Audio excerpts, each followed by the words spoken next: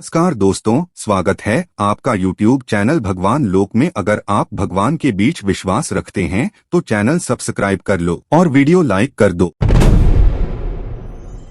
अगर आप सनातनी हिंदू हैं और भगवान शिव को मानते हैं और ज्ञानवापी के बारे में नहीं जानते हैं तो आप शिव भक्त हो ही नहीं सकते, क्योंकि ज्ञानवापी एक ऐसा महत्वपूर्ण स्थान है जो भगवान शिव ने अपने लिए त्रिशूल से निर्मित किया था। और यह स्थान सनातनी हिंदुओं के लिए इतना महत्वपूर्ण था कि मुगलों के द्वारा इसका नामो निशान मिटाने का काम किया गया था। और आज समय के प्रवाह में हम में से अधिकतर लोग भूल ही चुके हैं कि ज्ञानवापी का हमारे लिए कितना ज्यादा धार्मिक और आध्यात्मिक महत्व था।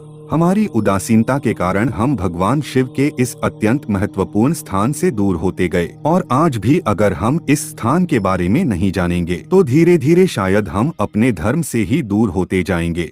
तो हम प्रत्येक सनातनी से आग्रह करते हैं कि ज्ञानवापी के इस रहस्य को और महत्व को जानें और इस प्रस्तुति को अंत तक जरूर देखें।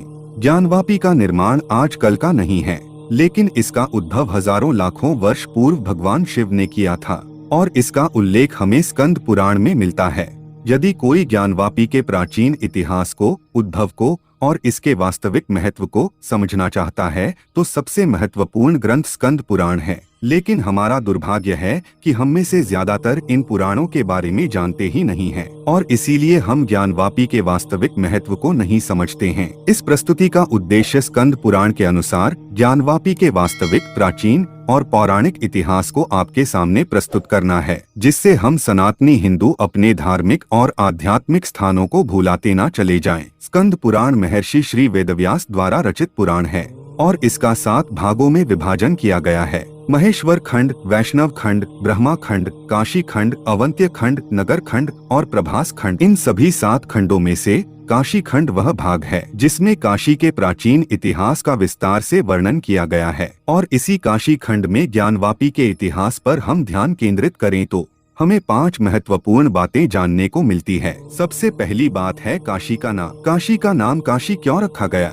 काशी खंड भगवान कार्तिकेय और अगस्त ऋषि के बीच काशी पर हुए संवाद के बारे में है। इस संवाद के अंश के रूप में अगस्त्य ऋषि ने भगवान कार्तिकेय से पूछा कि काशी के अलग अलग 6 नाम क्यों हैं? वाराणसीति काशीति रुद्रावास इति प्रभो अवाय नाम धैयानि कथमेतानि सापुरी आनंद काननन रम्यम मविमुक्त मनंतरम महाश्मशनिति च कथं ख्यातम शिखीध्वज एत दिच्छाम्यहम श्रोतुम संदेहम मेन्यपनोदय। अर्थात अगस्त्य ऋषि भगवान कार्तिकेय से पूछते हैं कि वाराणसी, काशी, रुद्रावास, आनंदकाननम, अविमुक्त क्षेत्र, महाशमशान इन नामों से क्यों पूजनीय है यह पवित्र स्थान। तो भगवान कार्तिकेय इन 6 नाम के बारे में विस्तृत जानकारी देते हैं, परंतु हम ज्ञानवापी के संदर्भ में हम मात्र 2 नाम के बारे में जानकारी प्राप्त करेंगे। पहला है काशी। काशी का अर्थ है प्रकाशित करने वाली। क्या प्रकाशित करने वाली? तो ज्ञान को प्रकाशित करने वाली। किस ज्ञान को प्रकाशित करने वाली? तो ब्रह्म ज्ञान को प्रकाशित करने वाली। और इसी काश शब्द से प्रकाश शब्द भी बना है। काशी यानी the city of cosmic divine knowledge. इसी तरह इस पवित्र स्थान को अविमुक्त क्षेत्र भी कहा जाता है, क्योंकि शिव और पार्वती कभी भी इस पवित्र स्थान को छोड़कर बाहर नहीं जाते हैं, इसलिए इस स्थान को अविमुक्त क्षेत्र कहा जाता है। इस काशी और अविमुक्त क्षेत्र के नामों का भगवान कार्तिकेय ने अगस्त्य महर्षि को जो ज्ञान दिया, इसका अत्यंत संक्षिप्त विवरण हमने आपको बताया। आगे है काशी का भौगोलिक वर्णन।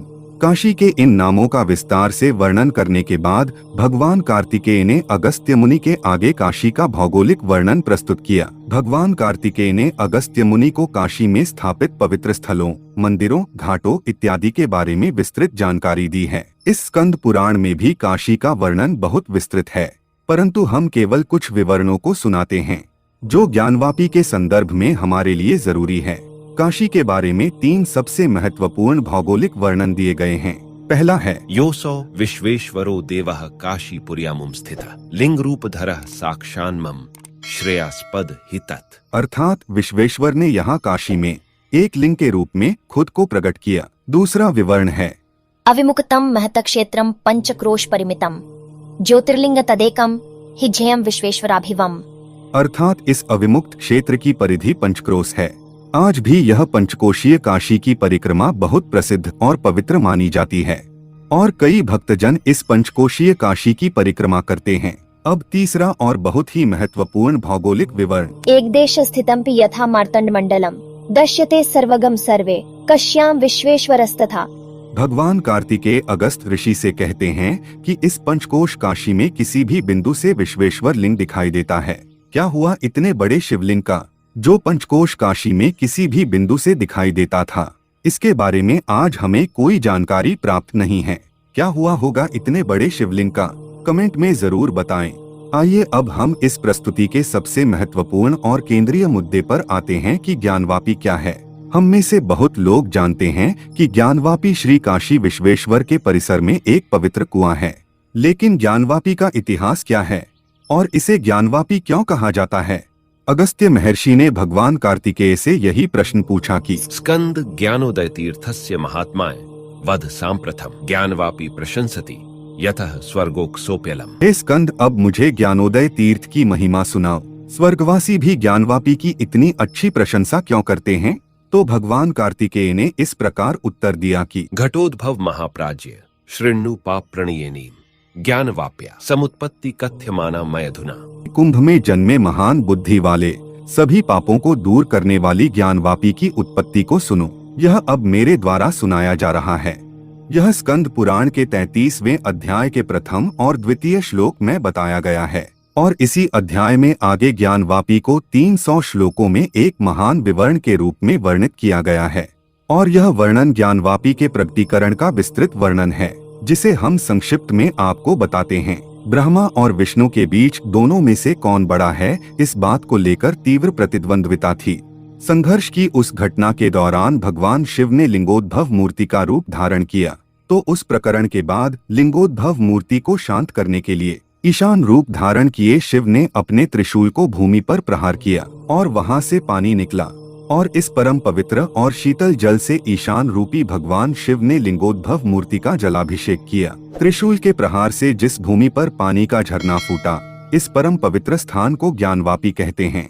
आगे आइए समझते हैं कि स्कंद पुराण ज्ञानवापी के स्थान के बारे में क्या कहता है। चखान च त्रिशूलेन दक्षिणा शोभ कंठता कुंडन प्रचंड वेगेन रुद्रो रुद्रवपुर्धरा। अर्थात लिंगोद्भव मूर्ति को शांत करने के लिए ईशान ने अपने त्रिशूल को विश्वेश्वर ज्योतिर्लिंग के दक्षिण दिशा की ओर भूमि में प्रहार किया। ध्यान से सुनिए, स्कंद पुराण के अनुसार ज्ञानवापी विश्वेश्वर ज्योतिर्लिंग के दक्षिण दिशा की ओर है। यदि हम आज ज्ञानवापी का स्थान देखें तो वह विश्वेश्वर मंदिर के उत्तर दिशा की ओर है, क्योंकि मूल विश्वेश्वर ज्योतिर्लिंग मंदिर को मुगलों ने तोड़ा है, जो स्कंद पुराण के अनुसार इस क्षेत्र में था। स्कंद पुराण के अनुसार ज्ञानवापी मूल विश्वेश्वर मंदिर के दक्षिण में है। यदि कोई वास्तव में आदि विश्वेश्वर के ज्योतिर्लिंग के स्थान को समझना और ढूंढना चाहता है तो उसे स्कंद पुराण पर शोध करना चाहिए और ज्ञानवापी के स्थान और भव्य नंदी को भी समझना चाहिए। पांचवा और अंतिम, पवित्र ज्ञानवापी का आध्यात्मिक महत्व।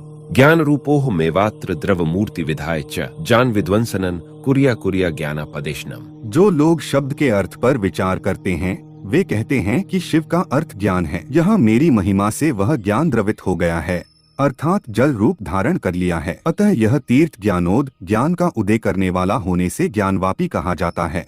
और यह वह जल था जो पवित्र गंगा के पहले प्रकट हुआ था और भगवान शिव पर जलाभिषेक करने की प्रथा इसी ज्ञानवापी से शुरू हुई थी। भगवान शिव कहते हैं कि मैं स्वयं ज्ञान के रूप में तरल रूप धारण करके जड़ता यानी आलस और अज्ञानता को नष्ट कर दूंगा और ज्ञान प्रदान करूंगा। एडविन ग्रीव्स अपनी पुस्तक काशी द सिटी इलस्ट्रियस लिखते हैं कि मस्जिद के बगल में ज्ञानवापी नाम का कुआं है, जिस पर एक ब्राह्मण बैठता है। पूजा करने वाले लोग कुएं के पास आते हैं, फूल चढ़ाते हैं और ब्राह्मण के हाथ से कुएं से एक छोटा चम्मच पानी प्राप्त करते हैं। यह ज्ञानवापी की असली तस्वीर है और इसी ज्ञान के कुएं ज्ञानवापी से मौजूदा मस्जिद का नाम ज्ञानवापी है। और आप देख सकते हैं कि यह मस्जिद प्राचीन विश्वेश्वर मंदिर की दीवारों पर बनाई गई है और यह विशाल नंदी भी मस्जिद की तरफ देखकर अपने विश्वेश्वर की गवाही दे रहा है। शिव भक्तों के लिए यह ज्ञानवापी तीर्थ अत्यंत पवित्र और बेहद महत्वपूर्ण है, जिसे हमने भुला ही दिया है। अब समय है कि हम फिर से अपने पुराने गौरवशाली इतिहास को और अपने आस्था के केंद्रों को पुनः प्राप्त करें। और हमारी आने वाली पीढ़ी को हमारी आध्यात्मिक संस्कृति और स्थलों से परिचित करवाएं। अगर आप भी चाहते हैं कि भगवान शिव के इस परम पवित्र स्थान की सभी लोगों को जानकारी होनी चाहिए, तो इस वीडियो को ज्यादा से ज्यादा लोगों को शेयर करें, लाइक करें और चैनल को सब्सक्राइब करके सनातन धर्म के उत्थान में अपना योगदान प्रदान करें। और कमेंट में एक बार हर हर महादेव अवश्य ही लिखें। धन्यवाद।